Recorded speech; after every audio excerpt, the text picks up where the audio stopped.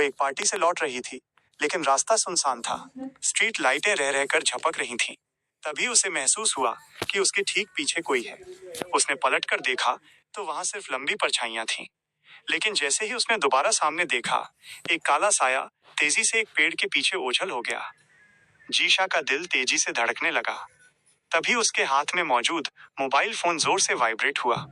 उसने स्क्रीन देखी, एक अजीब सा ऐप खुला हुआ था जिसे उसने और उसके दोस्तों ने मजाक मजाक में डाउनलोड किया था। जीशा को लगा कि यह कोई तकनीकी खराबी या प्रैंक है। उसने ऐप बंद करने की कोशिश की, पर स्क्रीन लॉक हो गई। वह पागलों की तरह अपने घर की ओर भागी। जैसे ही उसने घर का दरवाजा अंदर से बंद किया, उसे लगा कि वो सुरक्षित है।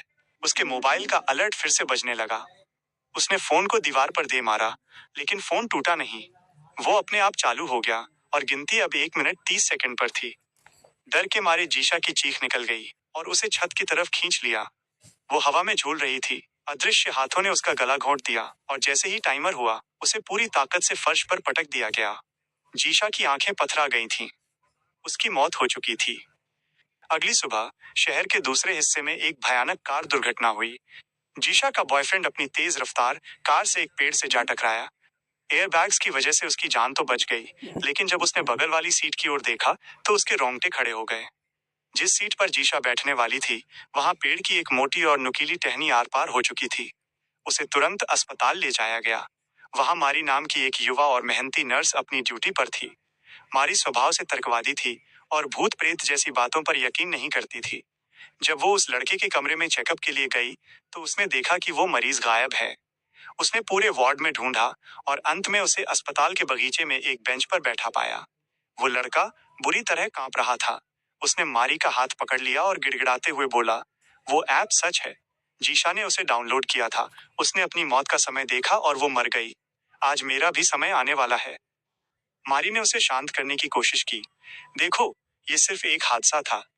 जीशा की मौत दुखद है, लेकिन एक मोबाइल ऐप किसी की जान कैसे ले सकता है? लड़के ने कांपते हाथों से अपना फोन दिखाया। टाइमर कह रहा था कि उसके पास केवल 19 घंटे बचे हैं। विडंबना ये थी कि ठीक 19 घंटे बाद उसकी एक बड़ी सर्जरी होनी थी।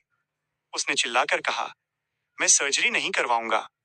उसी वक्त मेरी मौत लिखी है। मारी को उस पर तरस आया। उसने सोचा कि ये सदमे की वजह से हुआ मानसिक तनाव है। उसने उसे समझा बुझाकर वापस कमरे में भेजा, पर उसके मन में एक अनजाना डर पैदा हो चुका था। उसी दोपहर अस्पताल के स्टाफ रूम में एक छोटी सी पार्टी थी। मारी ने नर्स की परीक्षा में टॉप किया था। अस्पताल के सभी कर्मचारी, जिनमें वहां का सबसे काबिल और घमंडी डॉक्टर भी शामिल था, वहां मौजूद थे। सभी केक काट रहे थे और हंसी मजाक कर रहे थे।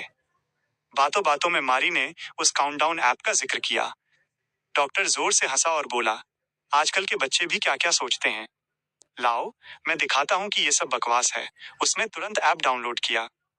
ऐप ने दिखाया कि वो 90 साल की उम्र तक जिएगा। ये देखकर बाकी नर्सों और वार्ड बॉयज ने भी ऐप डाउनलोड कर लिया। किसी के पास 40 साल थे तो किसी के पास 50। माहौल हल्का हो गया, लेकिन तभी एक एक्सीडेंट केस आया। एक महिला ने ड्रग्स का ओवरडोज ले लिया था। डॉक्टर और मारी उसे बचाने में जुट गए। जब मारी शाम को थकी हारी अपने घर लौट रही थी, तो उसके दिमाग में बार बार वही ऐप घूम रहा था। उसने सोचा, अगर सबका समय लंबा है, तो उस लड़के का समय इतना कम क्यों था? जिज्ञासावश उसने अपने फोन पर ऐप सर्च किया। वो ऐप स्टोर पर नहीं था, बल्कि एक अजीब सी वेबसाइट से अपने आप डाउनलोड होने लगा। मारी ने बिना सोचे समझे टर्म्स एंड कंडीशंस को एक्सेप्ट कर दिया। जैसे ही स्क्रीन खुली, मारी के हाथ से फोन छूटते छूटते बचा। 01 दिन 22 घंटे 14 मिनट। मारी का दिल डूब गया। वो घर पहुंची, जहां उसके पिता और छोटी बहन उसका इंतजार कर रहे थे। मारी की मां की मौत 1 साल पहले एक सड़क दुर्घटना में हुई थी, जिसका गम परिवार आज भी झेल रहा था। मारी ने तय किया कि वो इस ऐप की बात किसी को नहीं बताएगी, लेकिन उसके चेहरे पर छाई पीलाहट पिता की नजरों से नहीं छिपी। अध्याय 4, मौत का पीछा। अगले दिन अस्पताल में माहौल तनावपूर्ण था। वो लड़का जिसका टाइमर खत्म होने वाला था, अब पूरी तरह पागल हो चुका था। उसने अपनी सर्जरी कैंसिल कर दी और अस्पताल से भागने का फैसला किया। जैसे ही वो पार्किंग की ओर बढ़ा, उसके फोन पर एक नोटिफिकेशन आया, यूजर अग्रीमेंट वायोलेटेड। यहाँ ऐप का एक डरावना सच सामने आया।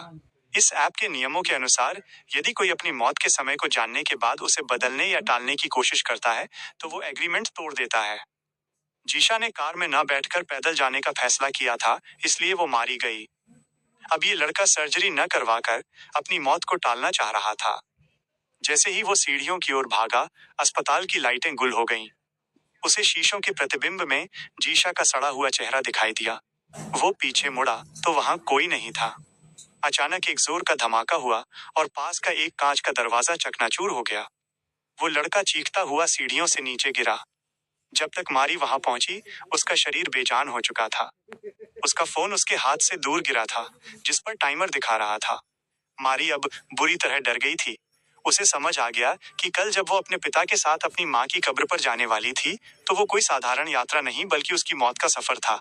उसने तुरंत अपने पिता को फोन किया और कहा कि वो नहीं जा सकती।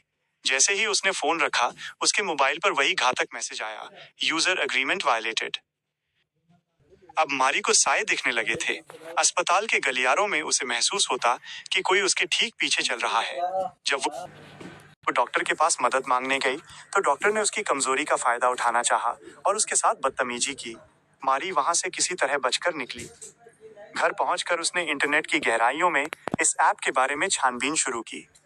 उसे एक पुराना फोरम मिला जहां लोग इस बारे में बात कर रहे थे। वहां एक वीडियो था जिसमें एक लड़की रोते हुए कह रही थी कि उसका भाई, जो सालों पहले मर चुका था, अब उसे इस ऐप की वजह से दिखाई दे रहा है। वीडियो के अंत में उस लड़की को कोई अदृश्य शक्ति कमरे से बाहर खींच ले जाती है। मारी ने गुस्से में अपना फोन फर्श पर दे मारा। स्क्रीन टूट गई, पर गिनती बंद नहीं हुई। वो रात भर अपनी कार में बैठी रही, ये सोचकर कि शायद खुली जगह में वो सुरक्षित रहेगी। सुबह उसकी छोटी बहन ने उसे जगाया। उसकी बहन के हाथ में वो टूटा हुआ फोन था। उसने मासूमियत से पूछा, दीदी, आपने भी ये ऐप डाउनलोड किया है? मेरा टाइमर तो दिखा रहा है कि मेरे पास भी सिर्फ एक दिन है। मारी के पैरों तले जमीन खिसक गई। उसकी छोटी बहन, जो इस सब मोबाइल रिपेयरिंग शॉप पर गई। उसने दुकानदार से कहा, इसे फॉर्मेट कर दो, ये ऐप हटा दो। दुकानदार ने बहुत कोशिश की, लेकिन ऐप डिलीट नहीं हो रहा था। उल्टे, उसने जैसे ही नया फोन खरीदा, वो ऐप अपने आप नए फोन में इंस्टॉल हो गया। तभी दुकान में एक लड़का आया जिसका नाम मैट था। मैट ने मारी की बातें सुन ली थी। जब मारी दुकान से बाहर निकली और अपनी कार में बैठी, तो अचानक एक साए ने उसका गला दबोच लिया। कार अपने आप पीछे की तरफ दौड़ने लगी। मारी का दम घुट रहा था। ऐन वक्त पर मैट ने आकर कार का दरवाजा खोला और उस अदृश्य साए की पकड़ ढीली हुई। मैट ने अपना फोन दिखाया। उसके पास मारी से भी कम समय बचा था। उन दोनों ने महसूस किया कि वे अकेले इस शैतान से नहीं लड़ सकते। मैट ने बताया कि उसने अपने छोटे भाई की मौत को टालने की कोशिश की थी और तब से ये साया उसके पीछे पड़ा है।